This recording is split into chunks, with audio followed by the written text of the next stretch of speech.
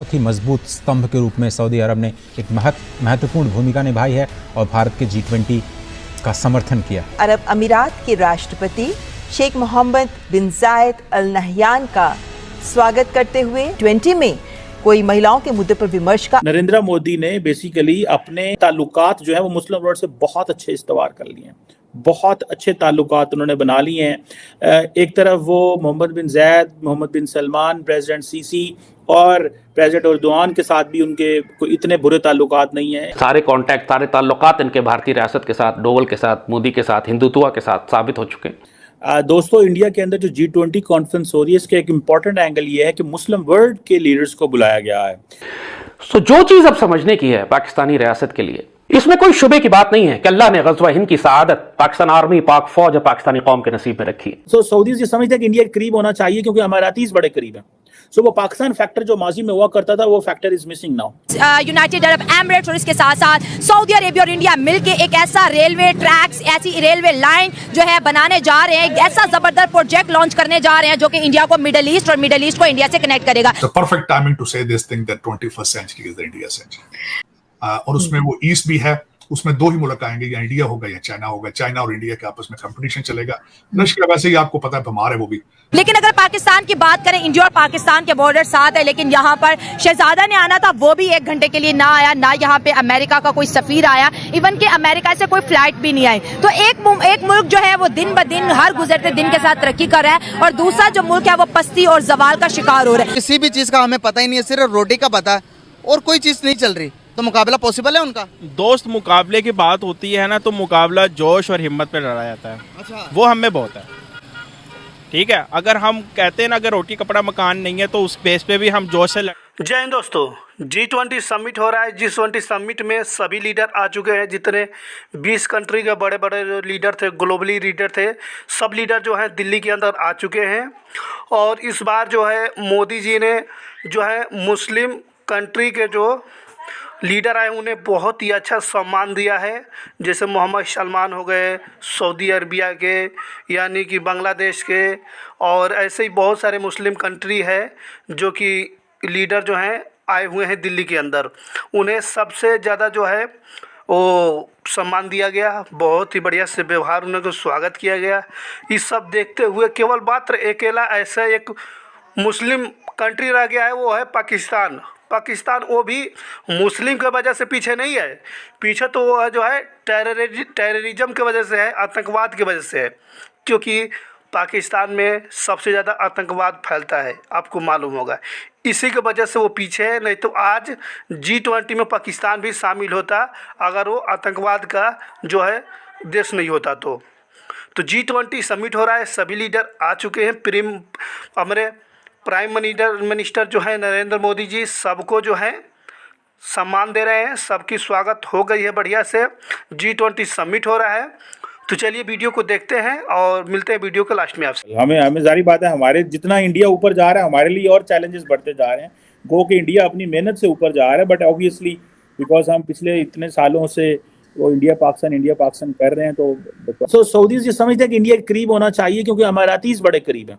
वो पाकिस्तान फैक्टर जो माजी में हुआ करता था, वो फैक्टर इज मिसिंग नाउ। उस फैक्टर की कोई जिन्हों कहते हैं ना लेन देन कोई नहीं है। चंद्रयान 3 पे उन्होंने बड़ा प्रोटोकॉल दिया, उन्होंने इस चीज़ों पे बड़ा वो सारा किया कि भाई ये लोग जो हैं ये हमारे साथ किसी न किसी तरीके से अटैच हो जाए इंडिया। दूसरी तरफ अगर आप देखें ओमान, ठीक है जी, ओमान नॉर्मली इंडिया जो है वो उसके कोई रेगुलर इतने इनके अच्छे ताल्लुकात नहीं है, लेकिन G20 में उनको बुलाया बिकॉज इंडिया जो है और ओमान, इंडियन लेबर तो ओमान में बहुत ज़्यादा है, लेकिन उनको पता है कि ओमान एक न्यूट्रल सा मुल्क है, बड़ा रिच है, काफ़ी उनके पास पैसे पूसे भी हैं। अगले दिन हम देख रहे थे कि इंडियन नेवी के जो वॉरशिप्स हैं, शिप्स जो हैं वो ओमानी जो पोर्ट्स हैं उसके ऊपर जी अचानक ही चले गए, मतलब दे वर पासिंग बाय, उन्होंने कहा इस्लाम दुआ करके टूर जाइए। ओमान भी उन्होंने आ गया। और सबसे ज़्यादा प्रोटोकॉल तो जारी बात है मोहम्मद बिन सलमान को दिया जा रहा है क्योंकि वो स्टेट विजिट भी होंगे 11 सितंबर को। बाकी 9-10 को तो जारी बात है उन्होंने वो आना है, वो सारा करना ही करना है। और ये समझते हैं कि G20 समिट के अंदर मोहम्मद बिन सलमान का आना इज समथिंग वेरी एक्स्ट्राऑर्डिनरी। और ये मोहम्मद बिन सलमान को जो एक्स्ट्रा प्रोटोकॉल मोदी साहब दे रहे रहे हैं, उनको पता है कि इनसे बहुत कुछ हमने लेना है, और मोहम्मद बिन सलमान के पास कैपेसिटी भी बहुत कुछ है देने की।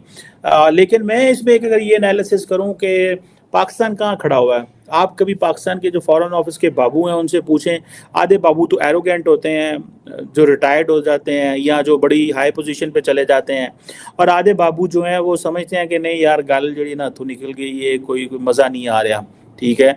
और आधे बाबू जो हैं वो बड़े हाइपर नेशनलिस्ट भी हो जाते हैं, रिलीजियसली मोटिवेटेड हाइपर नेशनलिस्ट बाबू भी होते हैं, जो दोज हु फॉरगेट कि हमें क्या चीज़ें कैसे चेंज हो रही हैं या ग्लोबल ऑर्डर कैसे चेंज हो रहा है।